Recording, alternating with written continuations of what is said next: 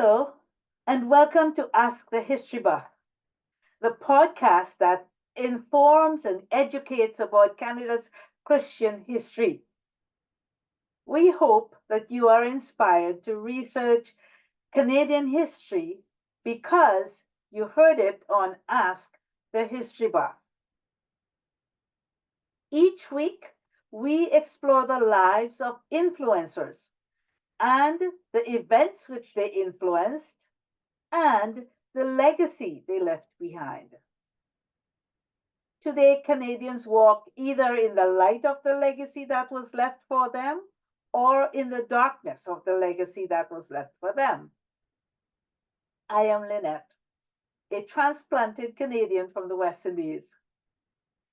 I am not a degreed historian, not by any stretch of the imagination, but what I have is curiosity and research. You see, I have researched more Canadian history than most Canadians that I know. I am always discovering new and interesting information about Canadian history, which really excites me. And that's why I call myself the Curious Canadian History Buff. My hope is that you will be encouraged to Google people's names that you hear in these podcasts and the events surrounding them, just like I do, so that you can understand the impact that they have had on our society. And if you Google something you heard on Ask the History Buff, don't forget to follow the rabbit trails. I challenge you to click on every name in an article and every link and explore what else was happening in that person's life. And for Christian Canadian listeners, my encouragement to you is to be a Berean, to go and search out everything that you've heard on Ask the History Buff. And that comes for Christians from Acts chapter 10, verse 17. And if you're too busy to search, then ask the History Buff if you have more questions. I may have answers that you don't need to search for. And if I don't have those answers, I will look for them and get back to you. Also, feel free to challenge my information anytime that you want and send those questions into info@christianrootscanada.org. You may teach me something new. And don't forget to hit the subscribe button and to like and share this podcast at christianrootscanada.podbean, that's like a pod and a bean.com. christianrootscanada.podbean.com. Lately, we have been doing a series about Canadians who left huge legacies in Canada, especially in Ontario. And these legacies cannot be erased by the cancer culture. In past episodes, we dealt with Joseph Brant or Tyendinaga, Colonel John By, and John Simcoe. There is a lot to tell about Alexander Mackenzie. So I'm doing 2 episodes on Alexander Mackenzie. And if you like what you're hearing on Ask the History Buff and you want to hear more, then sign up for a newsletter by clicking on the link below. Once a week, I send out a newsletter with information about other influencers that I don't have on the website as yet.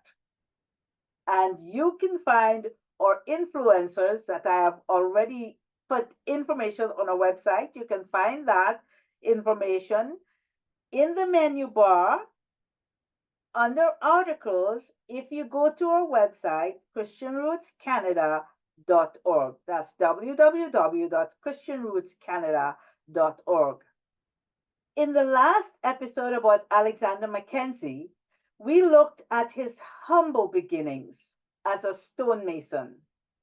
In that capacity, he left physical, lasting legacies that are still visible today.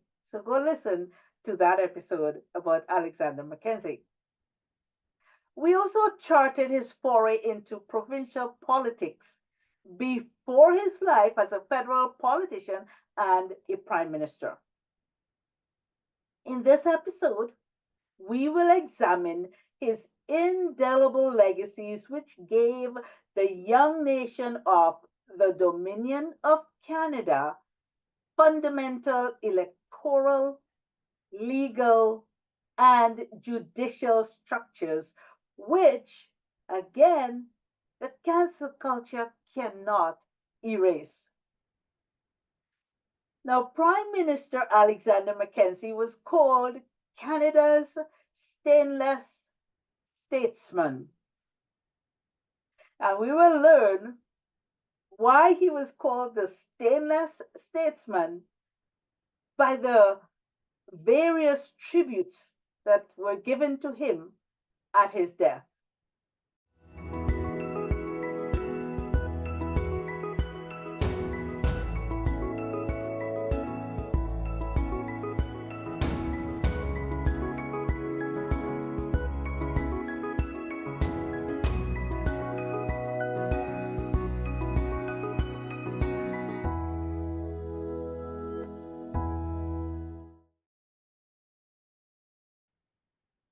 Now, Mackenzie's foray into politics began when he became a census taker for Lambton County in Sarnia.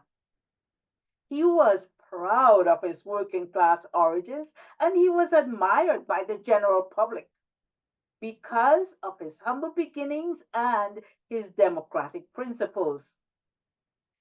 He became well known and trusted in his community and was eventually elected to the Provincial Assembly representing Lambton until Confederation. It is said that he developed a working man's view of fiscal policies. He was involved in many community endeavors, such as being a member of the fire brigade, the school board, and various societies such as the Temperance Society and the Dialectic Society. Because he refused a knighthood when he was prime minister, he refused a knighthood 3 times. And because of that, he became the only prime minister of the first 8 prime ministers who did not receive a knighthood. Mackenzie also refused appointment to the British Privy Council, so he never bore the title the Right Honourable Alexander Mackenzie. The new Dominion wrestled with developing new governance policies, such as MPs holding elected positions at both the provincial and the federal levels. When the practice was abolished in 1872, he gave up his position as treasurer of the provincial government in favor of being an MP in the federal government. Then he became the second prime minister from 1873 to 1878, when John A. Macdonald's government fell because of the Pacific Rail scandal. So what was the Pacific Rail scandal about? Well, the Conservative Party had accepted a bribe in order to award Hugh Allen, the railway magnate, the contract for building the Pacific Rail to link BC to the rest of Canada. That bribe helped John A. Macdonald to win the election in 1872. When the scandal broke in 1873, MacDonald resigned, causing Her Majesty's loyal opposition, the Liberal Party, to form the next government. Mackenzie had to deal with nation building and other political issues for which he lacked experience, but soon rose to the challenge. When he became Prime Minister, he had not yet achieved national cohesion as leader of the Liberal Party. He also worked hard at simplifying and reforming how government functioned by introducing important bills which became law. One of the immediate and challenging jobs that he encountered was appointing the appropriate people for his cabinet. Also, as Minister of Public Works, he supervised the completion of the construction of the Parliament buildings. And if you remember from the first episode, part one of Alexander Mackenzie, you would remember that he actually had applied for the contract to build the Parliament buildings. So now he's Prime Minister and he is completing the construction of the Parliament buildings. The story is told that while drawing up plans for the West Block, he included a circular staircase which led directly from his office to the outdoors. And this was done so he could escape patronage seekers waiting for him in the lobby. He hated the practice of patronage, which is appointing people to government positions as favors. However, he found it to be a necessary evil to engender loyalty of his MPs and unity in his party. He introduced the secret ballot so that electors could vote in private, without intimidation, without blackmail, without coercion, or vote buying, all of which previously were used. Another thing he did, indelible legacy, was that he established the Supreme Court of Canada. He also established the Royal Military College in Kingston in 1874. He created the Office of the Auditor General in 1878. He completed the Intercolonial Railway, which linked the maritime provinces to the rest of the Dominion. So those are some of the legacies that he left behind, which the cancel culture cannot replace or erase. Two of his greatest challenges he faced were the issue with the Pacific Railway and with free trade with the US. So he did not complete the Pacific Rail. Now, the Pacific Rail to link BC to the rest of the country was the condition under which BC agreed to join Confederation. But there was worldwide depression and economic difficulties. Construction slowed because of lack of funding. The Governor General, Lord Dufferin, sought to interfere in the issue and was accused by Mackenzie of imperial interference. Mackenzie opposed the interference, claiming and defending the rights of Canada as a nation to direct its own affairs over the national issues based on the supremacy of our parliaments, both at the provincial and the federal levels. when he would not ignore what he deemed as the corrupt actions of patronage expenses not voted on by Parliament, he moved a motion against it. And that was one of the things that caused his government to fall. The other main issue was dealing with the free trade or the reciprocity treaty with the US. He and subsequent liberal governments believed in individual enterprise and competition as encouraged by free trade with the US. In 1874, he had negotiated a new free trade deal with the US, which, even though it eliminated the high and protective tariffs on Canadian goods, it still did not alleviate the depression that they were experiencing at the time, nor boost the economy. Hence, no funding to complete the Pacific Rail.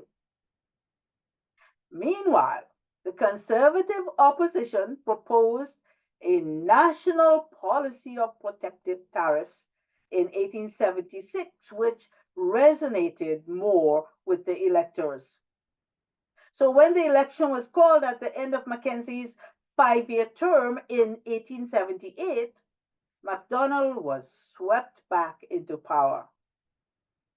These two issues, the Pacific Rail and the Reciprocity Treaty or the Free Trade, caused his government to fall because he stood for integrity at any cost. After his government fell in 1878, he remained as leader of the opposition until 1880, after which he resigned. In 1881, he became the first president of the North American Life Assurance Company.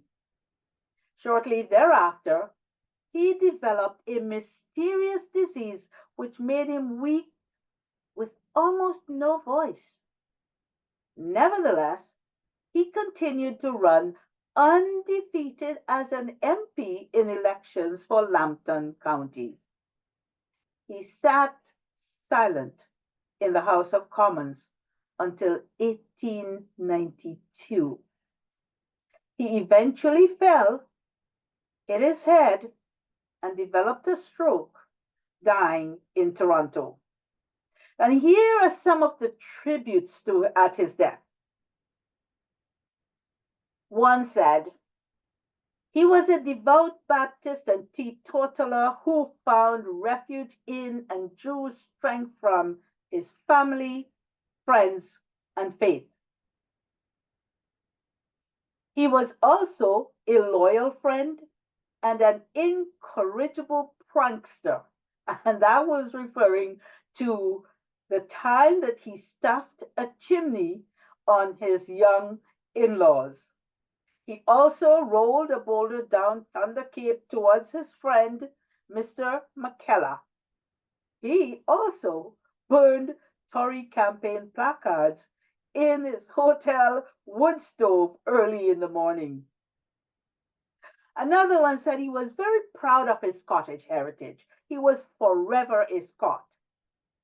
And the Latin phrase that went with that said, Nemo me impune lacessit. No one attacks me with impunity. That apparently was his favorite thing.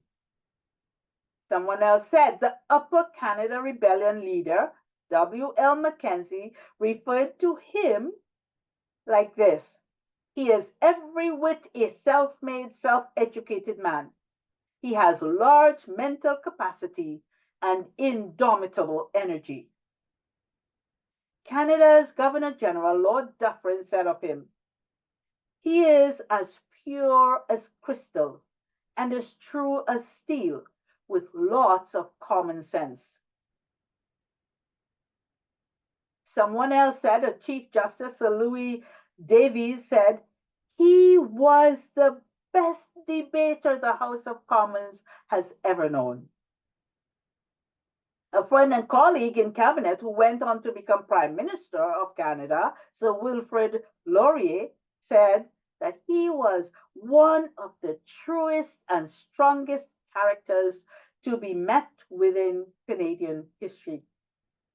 He was endowed with a warm heart and a copious and rich fancy, though veiled by a somewhat reticent exterior, and he was of friends the most tender and true. What were some of the tributes from the newspapers like? The Westminster Review said he was a man who, although through failing health and failing voice, he had virtually passed out of public life, yet retained to the last the affectionate veneration of the Canadian people as no other man of the time can be said to have done. The Charlottetown Patriot said, in all that constitutes the real man, the honest statesman, the true patriot, the warm friend, and sincere Christian, he had few equals.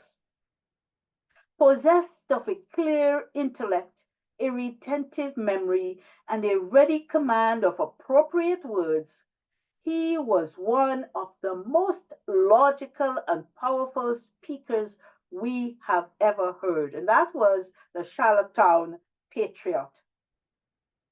The Montreal Star said, it is one of the very foremost architects of the Canadian nationality that we mourn. In the dark days of 1873, Canadians were in a state of panic, distrusting the stability of their newly built dominion. No one can tell what would have happened had not the stalwart form of Alexander Mackenzie lifted itself above the screaming, vociferating, and denying mass of politicians, and all Canada felt at once there was a man who could be trusted. The Toronto Globe said he was a man who loved the people and fought for their rights against privilege and monopoly in every form. Even the Philadelphia Record said, like Caesar, who twice refused a knightly crown, Alexander Mackenzie refused knighthood 3 times. Unlike Caesar, he owed his political overthrow to his incorruptible honesty and unswerving integrity. May we ever leave legacies that the stainless statesman left. May we emulate his example to have those tributes read about us when we pass on. And if you want to learn more about Canada's Christian roots, check out our website at www.christianrootscanada.org. And you can also find our videos on YouTube and Rumble and our podcasts again at christianrootscanada.podbean.com. And you can Google Ask the History Buff. Thank you for listening, and I look forward to sharing some more information with you in the next episode. So bye for now.